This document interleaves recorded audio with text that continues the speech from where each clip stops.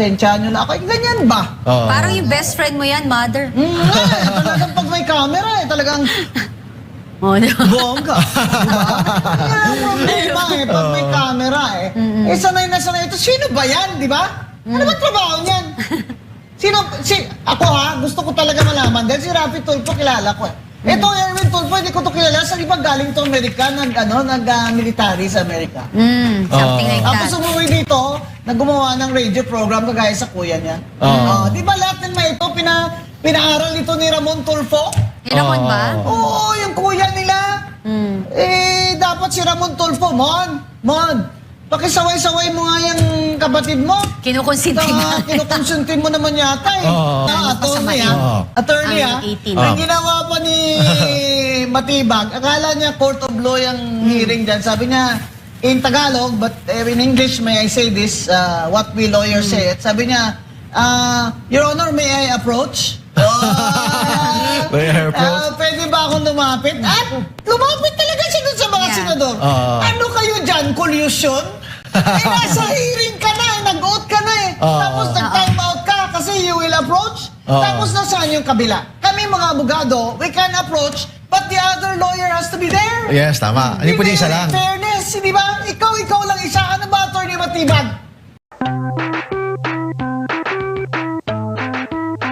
Yes, correct. Kaya ngayon, dalawa. Isa lang ang Senate President. Di ba? Tanggap nila yan Tama. Pero acting President naman, si Gatchalian. Sabi nga ng isang komentarista ba, ay pwede palang mag-acting jowa. Temporary. Acting may jowa. acting pala. Di pwede palang mag-acting jowa. Ganon. So, Senate President, acting President. Yan. Ganun yan. Pro tempore Legarde, ang acting President nila ay pro tempore din nila. Si Gatchalian is wearing two hats. Ganun yan. So, I think Senator Gatchalian is in a serious fix here because he has to answer for this in future, you know? Yes. You know, Senator, this is not going to pass. Kasi ang basis You nila. are going to be accountable for your actions now, And everything is recorded. And everything is already of record. Kasi palagi lang basis, 22 lang daw ang senador ngayon. Yung palagi lang sinasabi, 22 lang, that's why 12 is the new quorum right now. Pero ngayon, parang willing na siya mag-meet with statesmanship ni Senate President Cayetano na is willing to meet with Senator Gatchalian. Kasi nga, ang problema, sino ang pipirma ng mga sweldo? Ganun yan. Ganyan. Sabi naman ni SP Cayetano, willing naman ako na mag-post, dalawa kami magpirmahan. Para lang hindi maabala yung mga sweldo at kung ano-ano. Alam nyo, mahirap naman po yan na yung mga medical dyan ng mga empleyado. Sweldo. Sweldo, medical, rata. Yung mga utilities dyan, baka maputulan sila ng kuryente. Alam mo, dito toilet paper. Ubusan kayo dyan ng toilet paper. Dito mo makikita, Mother, kung sino talaga yung leader or talagang nararapat na umupo dyan sa Senado. Mabait na may puso. Kasi magtataka ka rin, bakit ayaw nilang i-let go? At ang balita ko kahit daw si Senator Tito Soto, ay hindi pa umalis simula nung naupo. Saan umalis? Sa opisina ng Senate President. Siya pa rin doon? Yun ang nabalitaan ko last week. So hindi siya lumipat ng office? Hindi siya lumilipat. Pero tinatanggap naman nila na si Alan Peter Cayetano is still the Senate President until another is elected Basta may to replace him. Basta yung may 13 dyan na boto, si Alan Cayetano lang. Kasi na-elect siya nung panahon na nandun si Bato de la Rosa, nandun pa si Jinggoy. Sabi nga ni si SP Cayetano na kung meron na kayong pang 13, I'll be more than happy to step down. Mother, anong masasabi nyo? Kasi sa totoo lang, nagkagulo po talaga lalo dahil naglabas din ng IBP ng kanilang statement na lalong nagpagulo. Sinong IBP yan? Actually, IBP communication, parang communication office daw. IBP board? Ano ba yan? Board of Governors yata. Anong member ka ng ano? Butuan pa ako. Butuan. Mga Bisaya kami.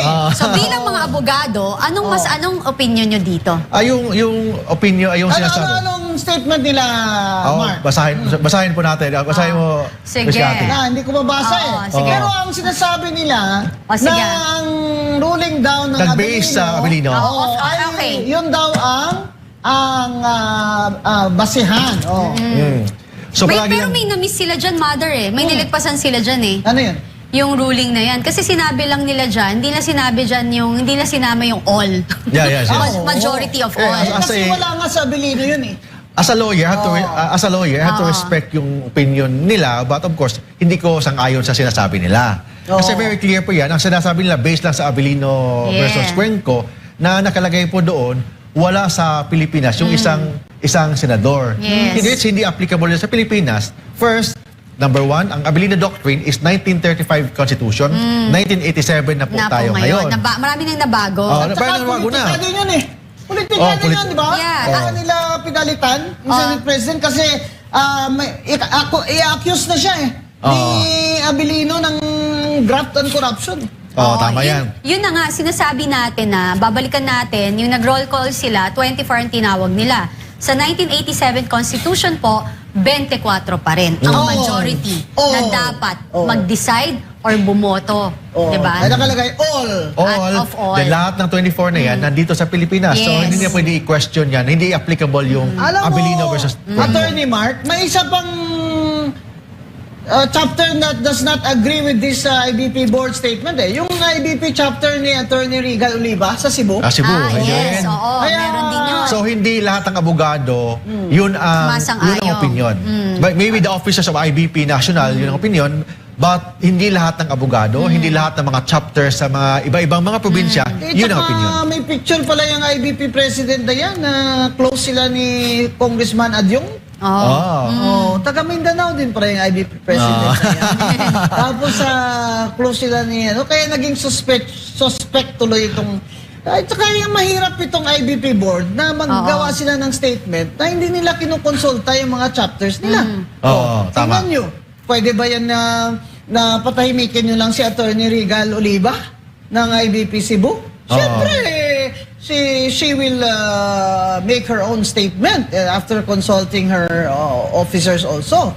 So, ang IBP po ay composed of several chapters Tama yan. nationwide. Ito po ang board, ini-elect po sila in a national board. Pero they're not elected like, they're senators, ganon. Hindi po. Tsaka mother, yung Abilino versus Cuenca na yon.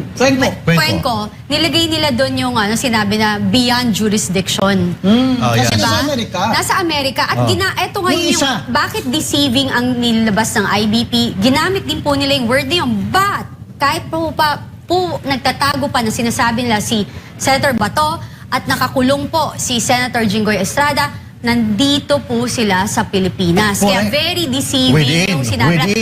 Within the jurisdiction ng Pilipinas. Jurisdiction, At saka which is sa yung Pilipinas. pinakalakas na argument against Abilino versus Cuenco, it was decided in 1947 mula pa yung Yes. 1987 Constitution that says all. A majority of all. It's also elect your Senate President by a majority of all senators. And may 2004 decision ang Korte Suprema na nag-define ng quorum. Of course, hindi siya senador, about sa mga konsihal, but kahit na nakalagay applicable by analogy na lahat ng membership ang kailangan ang computation sa quorum The kahit na suspended. positions that were filled up by election. Tama yun. So, ilan yun? Di 24 yun. 24. So, Correct. dapat majority of that. Kasi yung 24, they were elected and they were qualified to assume office in the Senate. Okay, punta naman tayo kay Tulfo kasi favorite ko to ngayon si Erwin Tulfo. Gusto ko yung accent ni Erwin Tulfo. Diba? American daw yung accent niya. American accent. Sa Amerika ba yan dati? Ha? Taga-Amerikano ba yan? May iba siya pangalan eh. Ano siya?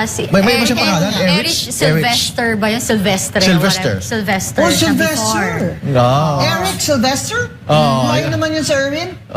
US citizen siya before. Bakit? American citizen? No, di ba? Ito yung dating yung pina-appoint nila before. secretary ng DSWD? Yes. Na hindi na-confirm sa Commission on Yes. Appointments kasi may question Nakita. kung natural born ba yan? Tama. Yan. Bakit siya nakaupo dyan, senador? Di ba? Walang na-question kung hindi siya natural Na-dismiss born. po. Na-dismiss po yung nag-question sa kanya. Na-dismiss sa sa Comelec yata? Comelec, kay George Garcia. Oh, dismissed. Kaya pala, Oo. kaya pala American Excel. Kaya ko lang doon yung Erich. tinagalog niya talaga yung kukwelyuhan kita. Hindi, sayang mother, no? Yung dati kasi ang ingay-ingay niya, ang tapang niya, I thought paglalaban niya yung kung ano para sa bayan. Pero ngayon parang may mas more on kung sino yung kanyang poprotektahan. Hindi ko kilala yan eh. Yung Opinion ko Rafi lang Tulfo yan, ang kilala ko eh. But siya naman, I think nag-apologize naman. I think After. nag-apologize. Hindi naman siya nag-apologize. Hindi siya nag-apologize? Sa media lang siya nag-apologize eh. Yes. Hindi valid yung apology niya, hindi yan personal. Oo. Dapat naman Senator Erwin Tulfo sa ka-senior naman ni Senator Marcoleta sa iyo na hindi ka nga abogado. Oo. Ay may puntahan mo doon. You should have the humility to say, sorry, Senator. Oo. Sir, forgive me. Because you know, sometimes nadadala lang po ako kasi akala ko po naka-camera, may camera sa harap ko eh. Sanay siya sa Medyo radio, matiate sa lang TV. po ako, ganyan. Pasensyahan nyo na ako. Ganyan ba? Oo. Parang yung best friend mo yan, mother. Talagang pag may camera talagang Oh, di ba? bongga. Diba? Pag may camera sanay na sanay ito. Sino ba yan, di ba? Ano ba trabaho niyan? Ako gusto ko talaga malaman dahil si Rafi Tulfo kilala ko eh. Ito, Erwin Tulfo, hindi ko to kilala. Sa ibang galing to Amerika, nag-military sa Amerika. Something like Tapos that. umuwi dito, gumawa ng radio program kagaya sa kuya niya. Di ba lahat ng mga ito, pinaaral ito ni Ramon Tulfo? Yun naman ba? Oo, yung kuya nila. Dapat si Ramon Tulfo, Mon, pakisaway-saway mo nga yung kapatid mo. Kinukonsinti na. Kinukonsentin mo naman yata eh. Oo. Di ba? Si Ben Tulfo fa yung medyo Oo, yung bata. Kasi naman, tatakbo din yun eh. Oo. Ito na naman mga Tulfo, tama na. Mawa na kayo sa amin. May dalawa na Gusto sila niyo eh. ba, magtatatlo kayo dyan? Hindi na. Ito, tatakbo si Rafi Tulfo eh. Re-electionist siya eh. di ba? Yeah, tama. Pero madadamay ka dyan, Rafi, sa ginagawa ni Erwin. Yeah. Di ba? Sinapilido mo yan eh. Mahirap naman tong Yeah. buhay natin. Ano masasabi niyo, Kaya Mon? dapat Yeah. anti-political dynasty law talaga eh. Oo. Tama. Kaso yan si Risa Ontiveros, ang pinasang anti-dynasty law dyan eh, peke naman eh. Hanggang 2 degrees lang eh. 2 degrees lang. Hanggang 2 degrees eh. Tatay, nanay, magkapatid, mag-asawa, yun lang daw ang prohibited na political dynasty. Ha? Nagkasaan planeta ka ba? Na hindi mo pa alam na hanggang first cousin tumatakbo sa in one, what do you call this, province. Province, tama. Pati mga illegitimate na mga anak nila. So, And nakalagay po sa ating saligang batas na yung political dynasty is prohibited. Ang sa atin lang, paano i-define natin yung political dynasty? Walang batas. Sinapasa ngayon ni Senator Ontiveros. Risa. Mag-ingat ka ha, narinig ko, Ontiveros. Pinasa ngayon niya yung house bill niya na meron silang partner house bill doon sa house na tinutulan nga ni Chel Jokno eh. Ngayon hindi nyo na barkada si Chel Jokno dyan sa anti-political dynasty bill nyo kasi si Chel Jokno matalinong tao. Yan, at nagturo yan. Kaya alam niya na kung ang political dynasty ay gagawin nyo lang prohibited up to 2 degrees of consanguinity or affinity by Yeah. kasal, kahit nakasama pa mga illegitimate, ay peke yan. Peke yan. Hilaw. Hilaw. Hilaw yan. So yan ang anti-political dynasty law na gustong ipasa ni Senator Risa. At pabor yan sa kay Marcos. Diba? Kasi magka-comeback pa si Marcos pag of age na si Sandro eh. Diba? How old is Sandro now? 30s? 30s Pwede na ba yata? siyang 35? Pwede na ba siya mag-senador? Pero hindi pa siya pwede mag-president. Yes. Diba? Hindi pa, may 34 pala yata. 34, 33. yan. Kaya magka-comeback pa yan. Return of the comeback ni Martin Romualdez. Yan. So may Martin Romualdez Jr. naman. Nalilitaw. Baka malay mo, di ba? Ganun Ano yan. maiba tayo, mother? Ano masasabi niyo dun sa naging hearing kahapon ng Red Blue? Ang taon siya. Red Blue. Red Blue Ribbon Committee. Sino yung Red Ribbon Red Committee. Ribbon Committee na tinatawag Bakit yung nila. Red Ribbon? Kasi ako, ang nakita ko, umpisang-umpisa pa lang, talaga they're trying to, to malign and character Hindi, gusto assassinate. nila, hindi talaga matatuloy ang 18 Marines na mag-testify, no? Yes. Yung pangit binablock, di ba nung Oo. una, binablock pa ng isang cabinet member. Si Senator Robin Padilla, nung pagpasok yung mga 18 senators. Bakit? Oo nga. Anong Yun intensyon? yung nakaraan. Si Remulla?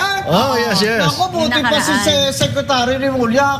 Nakahawak pa siya kay Robin. daw yung dibdib. Ha? Swerte. Diba?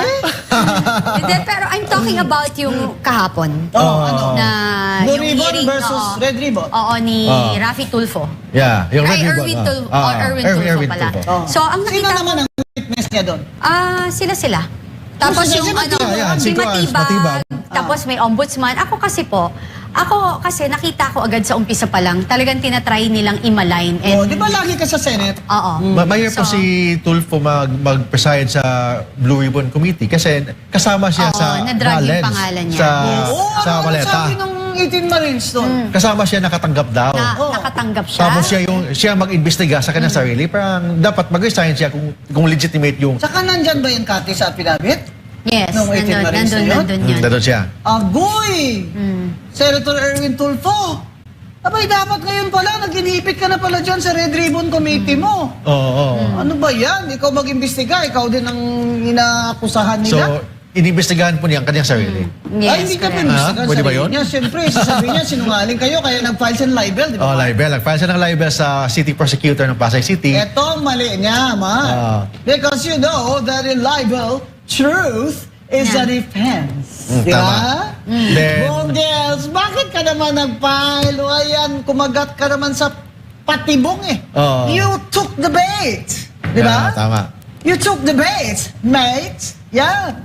So, truth Then, is a defense. Second, if you're a Oo. public official, you should not be on your skin. Tsaka siya, denial lang siya eh. Oo, Denial denial. lang siya doon. Eh yun, magkukorroborate oh. 5, 10, magkukorroborate. Di ba Kati, meron pa daw plus 14?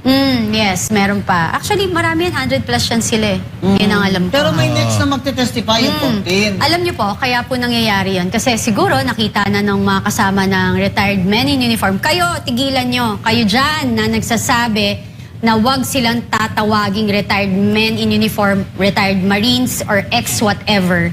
Maling-maliho. Para yung Silbi naman. tinatapon ang kanilang sakripisyo. Whether etong 18 na to or whatever, gaano man katagal, gaano Nag-service kaiksi, naman. nagsilbi po sila. Lagi, Tama. kayo ba perfect? Wala kayong kasalanan. Ganito na lang. Kayo dyan, na sinasabi nyo, wala kayong ninakaw. Sige nga, mag-public kayo, magpa-video kayo, sabihin nyo, mamatay na mga anak ko, mamatay na buong pamilya ko, karmahin na ako, hindi ako nagnakaw ni Cinco. Sige, I dare you guys. Yun. At I dare you guys. Senator Erwin Tulfo, nagsilbi naman sa Amerika. Dollars. Hindi, nakakasakit lang kasi ako may relative akong mga ex-men in Ah, uniform. yes, yes. So, Oh. you don't hindi nyo pwedeng, di ba, may kasabihan ng Minamaliit nyo naman eh. Oo. Ginawa nga, Once a Marines basurero will daw? always a Marines. Tapos kayo rin, ikaw Claire Castro, kung makapagsabi ka, mga basurero at saka mga kargador, mas mabuti pang maging kargador at basurero. Dahil sila, nagkakakayo, nadudumihan, bumabaho, nagpapawis sa legal na paraan. So, Oo hindi nga. nakakaya ang trabaho nila, kaya matapobre kayo, ang sasama ng ugali nyo. Ako, galit na si Kati. Umayos kayo. Umayos ka dyan. Umayos ka. Gagalit na si Miss Kati Binag.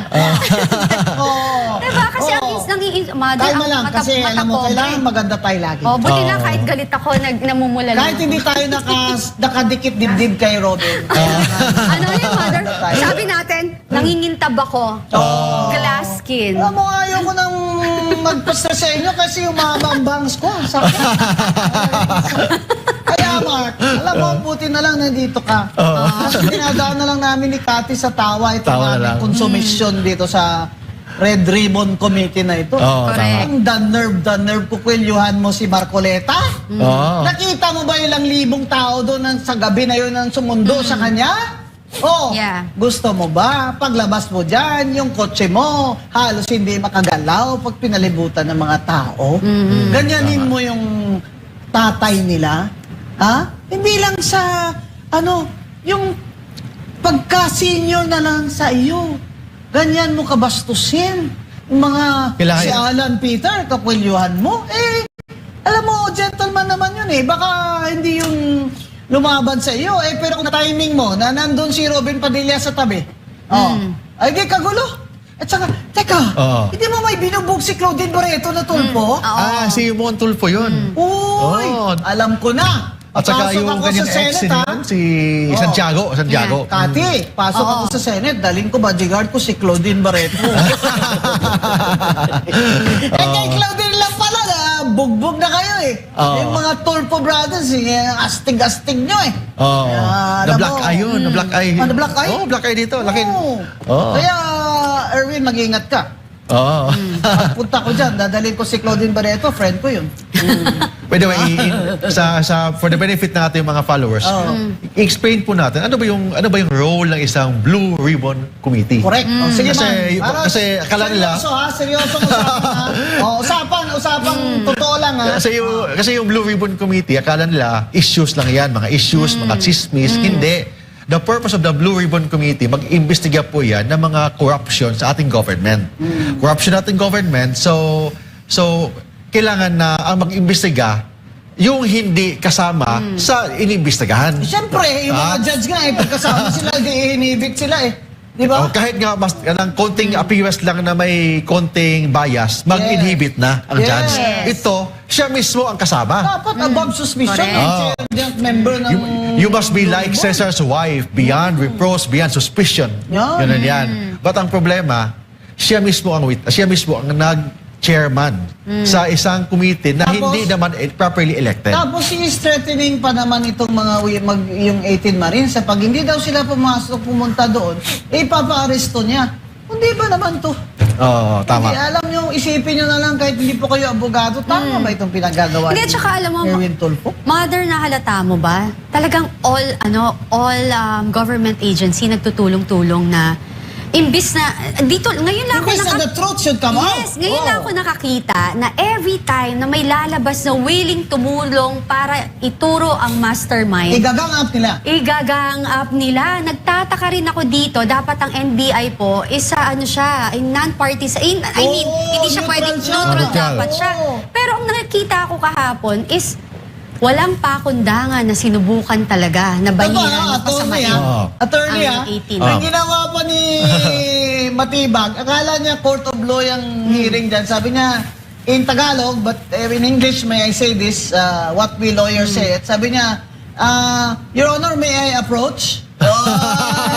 May I approach? Pwede ba akong lumapit? At lumapit talaga siya dun sa mga Yeah. senador. Ah. Ano kayo dyan? Collusion?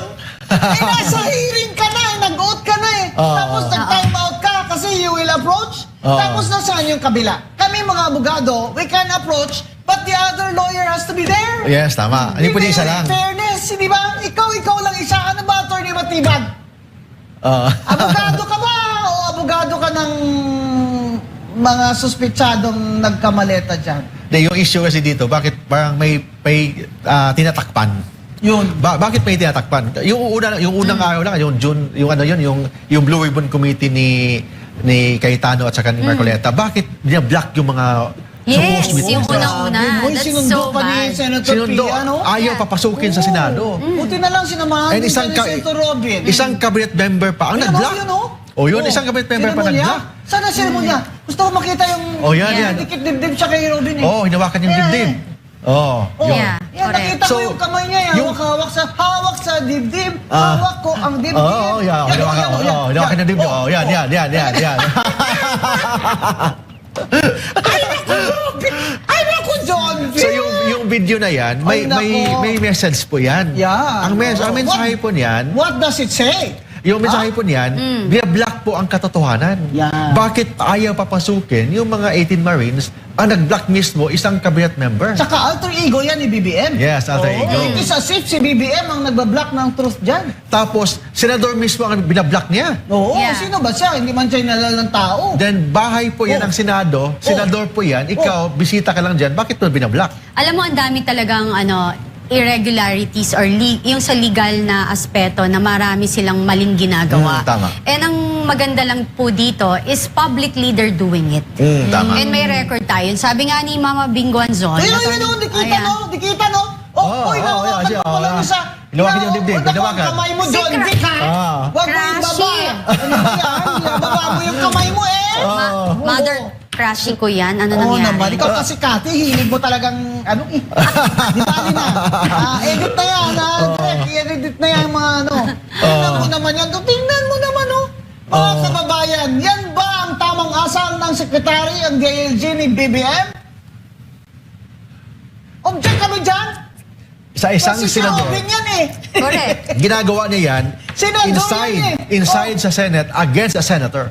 Inside the Senate. Inside the Senate. Anak ng tinapa. Ah. Hindi ka Yeah. ba dyan dapat content? Ha? Kasi Senador they were po yan. there. Sinundo Correct. nila yung witnesses eh. Oh, kasi So they hindi were papasukin. performing an official function of the Blue Ribbon Committee. Dapat i-contempt ka na, ikulong ka rin yan. Oo, Dyan tama. sa Senado, gaya ng pagkakulong nyo kay Curly Vizcaya. Oo, ganun yan. Oo, yan. Diba? Oo, ayan. Oh. Ayan. So- Kaya, Mark, alam mo, Mark, ang sakit talaga sa banks itong ginagawa ng administrasyon na ito. Tama si Cathy, hindi nga siya lawyer, nakikita niya. Lahat na lang kayo, ginagang up nyo para hindi na lang matuloy yung Blue Ribbon Committee ni Senator Pia at Correct. Marcoleta. Ayaw nila matuloy kasi may tinatakpan na katotohanan. Na malita. Correct. Ayaw nila ng katotohanan. Sa totoo lang tayo, di ba? In fact, may nagpakita, di ba? Oo. Na nagatid daw siya ng may aeroplano. Hindi lang yon, Mother. Ito pala, babalikan ko po. Kasi sinabi rin ni Attorney Matibag na wala raw sapat na ebidensya. Attorney Matibag, NBI Director, paano yung sinabi ni Gutesa na ginamit ni Ombudsman Boying Rimulya, yung Oh, kanyang against, testimony? Martin Romualdez. Romualdez, So, oh. kung hindi ho yun mabigat, ba't ho ginamit ni Ombudsman Boying Rimulya? Number 2, ano po yung sinabi ni Saldico? Eh siya po ang higit kanino man makakapagsabi sa napupunta ang pera kasi po siya ang appropriation chairman ng 19 Congress. At siya yung bagman. Exactly. Oo. Plus the fact, yung sinasabi nyo na wala namang patunay na ang laman ng maleta ay pera dahil hearsay. Ito pa, Kati. Ang mga pictures dyan ng mga security ni Saldico na ex-Marines, ay nakikita yung mga bahay. Hindi lang yun, Mother. Meron ding isang maletang nasira nga yung zipper kasi kumukupit daw na bumuka. May pictures sila. Alam nyo, may video din po yun. Hindi lahat po ng nilalabas ng retired Marines or men in uniform, hindi nyo ako mapipigilan dyan. Wala kayong pakialam sa opinion Uy, ko at yala. gusto ko Sino yan? sabihin. Uy, si Oo. BBM, oh. Diba? Oh, BBM. BBM. Oo. Oh, Is Sandro. meron silang ebidensya, hindi Oo. lang ho yun. Diba? Hindi lang ho yun. Kaya So, naman pala, ayaw talaga nilang ipatesti. Oh, ano yan? Si Ping Lacson ba yan? Si Soto. Si Soto. Si Soto, tsaka si Ping. Inside the plane of helicopter ba yan? Oh, helicopter. Oh, Oh, yan. yun ang problema. Kaya nung Senate dami Blue balita, Ribbon sa Chair helicopter. si Senator Ping Lacson, ay hanggang dun lang ang investigasyon niya. At saka yung alam mo, buti nga, ewan ko kasi yung ginawa rin ni Senator Erwin Tulfo, grave threat yun eh. Sa tama. mga tao, from the Ang employees. sabi niya, ipakulong daw niya? Kwekwelyuhan niya, papakulong niya, Ay, subukan daw. teka! Hmm. Yan ba yung Ito talaga, kung minsan, malalibel na talaga ako dito. Wala ako sa SMNI eh. Oh. Di ba ito yung chicks na na senador? Hindi. Siya yung sinabi nung yung mahilig magbigay. ng tip. Oo, galante. Ito yung nag-tip? Galante. Tinanong ko yan si Kuya Ramon nila eh. Oo, Sabi galante. ko mo naman yung kapatid mo nga galing-galing pala mag-tip 250,000. Sabi naman ni Ramon Tulfo, hindi naman maganda yung binigyan niya ng tip. Ibig sabihin namin ng kuya niyo. Basta okay daw, babae ang binigyan ng tip. 250,000 ha, tip? 250. Ang tanong, saan galing yan? Walang problema magbigay ng 250 basta galing sa'yo. But galing sa kaba ng bayan, yun ang problema. Correct. Problema pa rin yun kasi morality yun. Morality. May asawa sila eh. Diba? Oo. Ito talaga, tama yung ulit-ulitin natin na ano ba talaga ang nandyan sa testimony ng mga 18 na security marines ni Jaldico na ayaw niyong lumabas. Exactly. Yan. Exactly. Kaya para lang po sa katotohanan ay nilalabas po namin dito. At kung magsabas na po ng report, ang committee, Senate Blue Ribbon Committee ni Senator Marcoleta at Senator Pia, ay bibigyan ho natin ang mga kababayan natin ng isang ganito, parang discussion din na sa salitang maintindihan nila kung ano ba talaga ang nangyari dyan. At